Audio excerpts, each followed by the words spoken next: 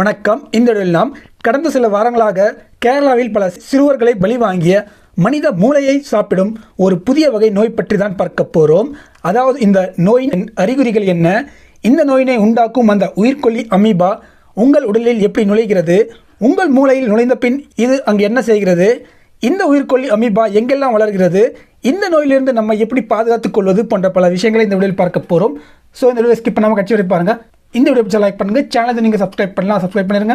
இந்த நோயின் மெடிக்கல் பெயர் அமீபோ மெனிங்கோ என்செஃபலைட்டிஸ் ஆகும். இந்த நோயின் காரணமாக கடுமையான பிரெயின் இன்ஃபெக்ஷன் ஆகும்.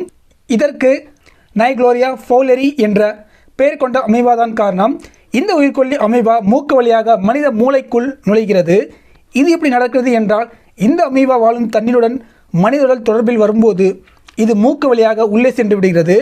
மூக்கிற்குள் நுழைந்தவுடன் ஆல்ஃபேக்டரி நரம்புகள் ஊடாக இது மூளைக்குள் சென்று விடுகிறது. அங்கு சென்றவுடன் மூளையில் வீக்கத்தை உருவாக்குகிறது. அதன்பின் கடுமையான தலைவலி, காய்ச்சல், சளி, வாந்தி, மனக்குழப்பம் போன்ற அறிகுறிகள் தெரிய ஆரம்பித்துவிடும். அதன்பின் எவ்வளவுதான் சிகிச்சை எடுத்துக்கொண்டாலும் பெரும்பாலான நோயாளிகள் மீள்வது கடினமாகிவிடுகிறதாம். இந்த உயிர்கொல்லி அமீபா எங்கே வளர்கிறது? இந்த அமீபா சற்று வெப்பமான நீர்நிலைகளில், குறிப்பாக ஒரு இடத்தில் தேங்கி நிற்கும் நீர்நிலைகள், அதாவது ஸ்விம்மிங் பூல்ஸ், குளம், ஏரி போன்றவற்றிலும், தண்ணீர் மெதுவாக நகரும் நீர்நிலைகள், அதாவது சிறிய ஓடைகள் போன்ற இடங்களில் சுற்றுச்சூழலில் வெப்பம் அதிகரிக்கும் போது இந்த அமீபா அங்கு வளர ஆரம்பித்து விடுகிறதாம். இந்த மாதிரியான நீர்நிலைகளின் தண்ணீரின் கான்டாக்டில் மனிதன் வரும்போது, அதாவது இந்த அமீபா இருக்கும் ஸ்விம்மிங் பூல், ஏரிகளில் குளிப்பது போன்ற செயல்களில் ஈடுபடும் போது இது மூக்கு வழியாக மனித உடலுக்குள் சென்று விடுகிறது. அது மட்டுமல்ல, முனிசிபாலிட்டி, அதாவது நகராட்சிகள் குடிநீர் வழங்கும் பெரிய பெரிய தண்ணீர் டாங்கிகளையும் ரெகுலராக சுத்தம் செய்யாவிட்டால் கோடை காலங்களில் அந்த தண்ணீரிலும் இந்த அமீபா வளர வாய்ப்பு இருப்பதாக கூறப்படுகிறது. இதனால் அங்கிருந்து தண்ணீர் குழாய் வழியாக இந்த அமீபா உங்கள் வீட்டுக்கே வர வாய்ப்பு இருக்குது. பாதுகாப்பு ஏற்பாடுகள்.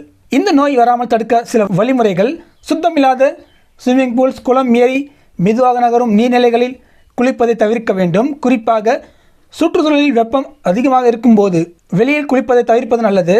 அதே போல் ஸ்விம்மிங் பூல்ஸில் அடிக்கடி குளிப்பவராக இருந்தால் அதனை ரெகுலராக குளோரினைசேஷன் செய்ய வேண்டும். அதே போல் வெப்ப காலங்களில் தண்ணீர் டேங்கிகளை சுத்தம் செய்யுமாறு உங்கள் ஒரு டேங்க் ஆப்ரேட்டர்களிடம் வலியுறுத்த வேண்டும். குறிப்பாக நீங்கள் நீர்நிலைகள் அதிகமாக உள்ள, அதே போல் கோடை காலத்தில் வெப்பம் அதிகமாக உள்ள கேரளா போன்ற இடங்களில் வசிப்பவராக இருந்தால் கோடை காலங்களில் எச்சரிக்கையாக இருப்பது நல்லது. அதாவது குளம், ஏரி, ஸ்விம்மிங் பூல் என வெளியில் எந்த மாதிரியான தண்ணீரில் நாம் குளிக்கிறோம் என்பதை நன்கு அறிந்த பின்பே குளிக்கவும். இந்த வீடியோ உங்களுக்கு பிடிச்சிக்கணும். இந்த வீடியோ பிடிச்சிருந்தா லைக் பண்ணுங்கள், சேனலை நீங்கள் சப்ஸ்கிரைப் பண்ணுங்கள். நன்றி.